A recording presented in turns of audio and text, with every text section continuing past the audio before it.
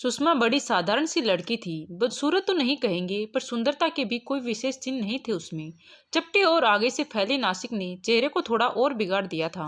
अचानक ही एक दिन बड़े अच्छे परिवार से रिश्ता आया। सब हैरान थे। चट मंगनी और पट ब्याह हो गया। बारात और दूल्हे को देख सुषमा की सखियां, रिश्तेदार और मोहल्ला रश्क से बोल उठा, सब इतना अच्छा है तो क्या हुआ, लड़का तो बेरोजगारी है ना। ससुराल पहुंचकर सुषमा भी वहां की रौनक देख बोरा गई। उसे अपने सौभाग्य पर विश्वास ही नहीं हो रहा था। पति भी उसके पीछे दीवाना हुआ, उसके चारों ओर लट्टू की तरह घूमता रहा। कभी बाजार घुमाता, कभी सिनेमा दिखलाता। सास नवेली बहू कहकर उसे कुछ काम नहीं करने देती।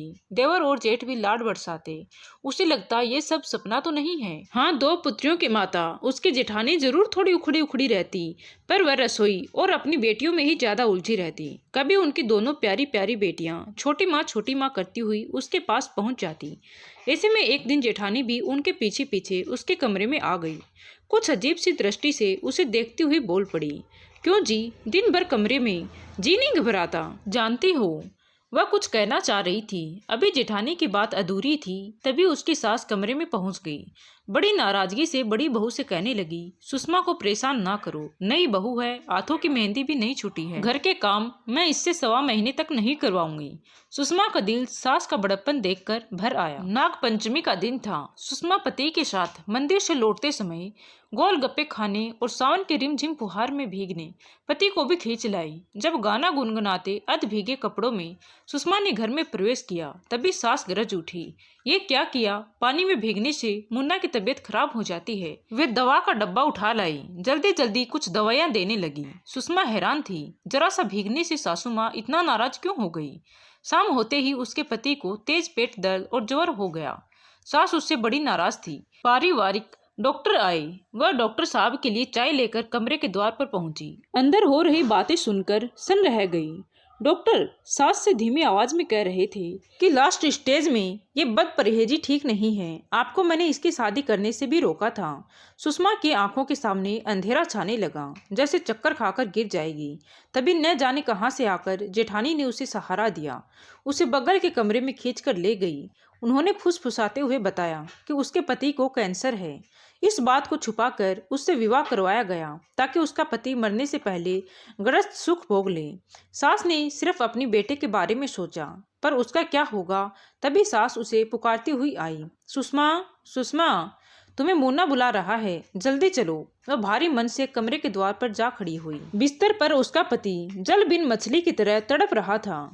सुषमा ने कभी मौत को इतने करीब से नहीं देखा था। घबराहट से उसके कदम वहीं थम गए। तभी अचानक उसके पति का शरीर पीड़ा से ऐंठ गया और आंखों की पुतलियां पलट गई।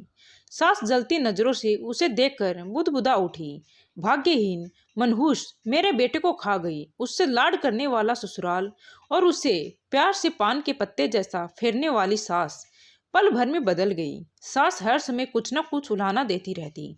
उसके बाद सुषमा को कुछ सुध न रहा। सास ने ठीक 13वें के दिन सफेद साड़ी में सारे गहने उतरवाकर घर के पुराने ड्राइवर के साथ उसे उसके मायके भेज दिया। सुषमा की मां ने दरवाजा खोला। सुषमा द्वार पर सिर झुकाए खड़ी थी। वह सचमुच पत्थर बन गई थी। वह पूरा दिन किसी अंधेरे कोने में बैठी रहती। सास के कहे शब्द उसके मन मस्तिष्क में जैसे नाचते रहते। भाग्यहीन, मनहूस, उसका पूरा परिवार सदमे में था। तभी एक और झटका लगा। पता चला सुषमा मां बनने वाली है। तब सुषमा के पिता ने कमर कस ली। वैसी हालत में ही सुषमा का दाखिल तुरंत नर्सिंग की पढ़ाई के लिए पारा मेडिकल कॉलेज में करवा दिया। सुषमा बस कठपुतली की तरह उनके कहे अनुसार काम करती रहती।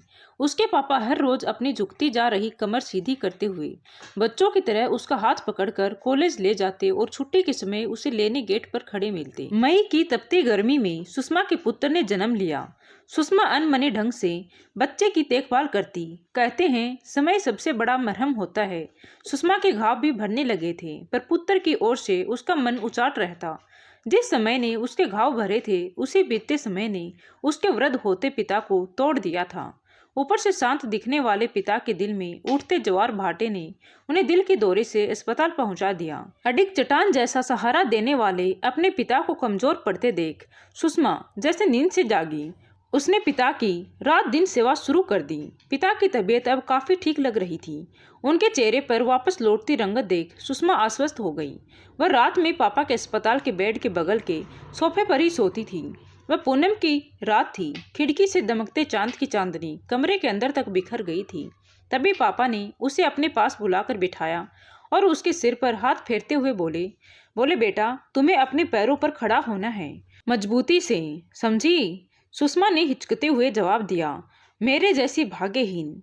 पिता ने उसकी बात काटते हुए कहा, तुम भाग्यहीन नहीं हो, बस एक धोखे और दुर्घटना की शिकार हो जिसमें गलती तुम्हारी नहीं, मेरी थी। पर जानती हो बिटिया, असल गुनहगार धोखा देने वाले लोग हैं। एक बात और बेटा, तुम इसका प्रतिशोध अपने पुत्र से नहीं ले सकती हो, उसका ख्याल तुम्हें ही रखना है। थोड़ा मौन रहकर उसके नेत्रों में देखते हुए पिता ने कहा, भाग्यहीन तुम नहीं, तुम्हारी सास है। बेटे को तो गंवाया ही, बहू और पोते को भी गंवा दिया। पर कभी ना कभी ईश्वर उन्हें उनकी गलतियों का आईना जरूर दिखाएगा। ईश्वर के न्याय पर मुझे पूर्ण विश्वास है। पापा से बातें कर सुषमा को लगा जैसे उसके सीने पर से भारी बोझ उतर गया। पढ़ाई करके उसे शहर के एक अच्छे अस्पताल में नौकरी मिल गई। वह बेटे के साथ खेलकर अपना दुख भूल खिलखिलाने लगी। किसी न किसी से उसे अपने ससुराल की खबरें मिलती रहती।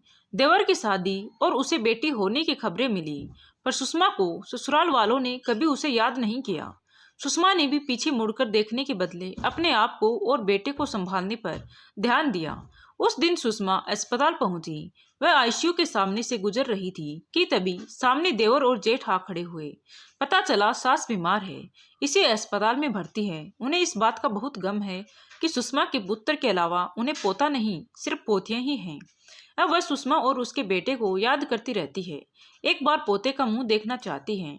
देवर ने कहा, भाभी बस एक बार मुन्ना भैया के बेटे को अम्मा के पास ले आओ, सुना है बिल्कुल भैया जैसा है। तभी जेठ बोल पड़े, सुषमा मैं तो कहता हूँ अब तुम हमारे साथ रहने आ जाओ, मैं कल सुबह ही तुम्हें लेने आ जाता हूँ। सुषमा बिना कुछ जवाब दिए अपनी ड्यूटी कक्ष में चली गई। वह उनकी बेशर्मी देखकर अवाक थी।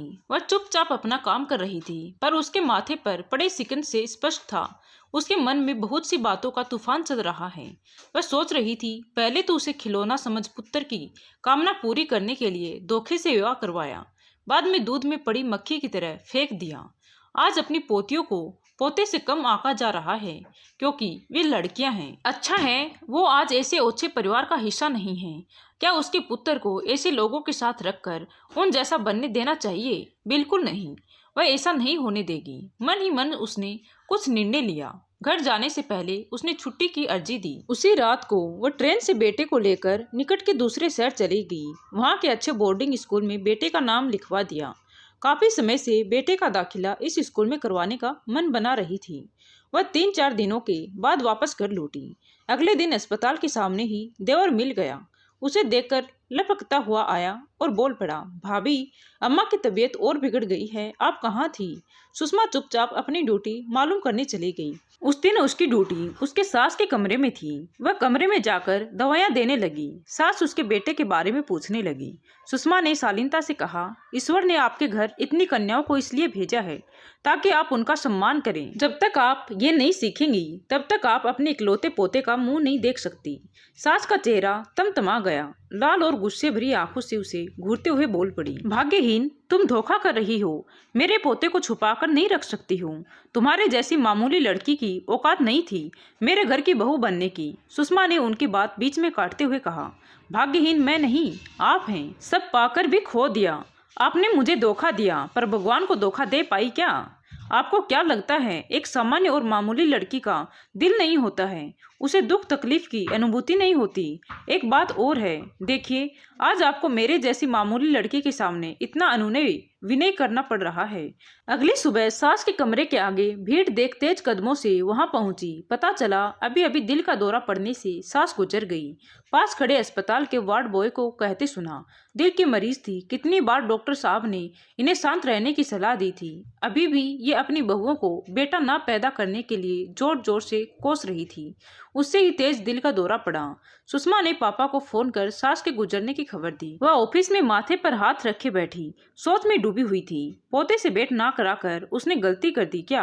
तभी पीछे से पापा की आवाज आई, सुषमा, जिसके पास सब कुछ हो फिर भी खुश ना हो, ये उसकी नियति है, ये ईश्वर की मर्जी और न्याय है। धन्यवाद दोस्तों। कहानी अच्छी लगी हो तो प्लीज वीडियो को लाइक करें। Thank you.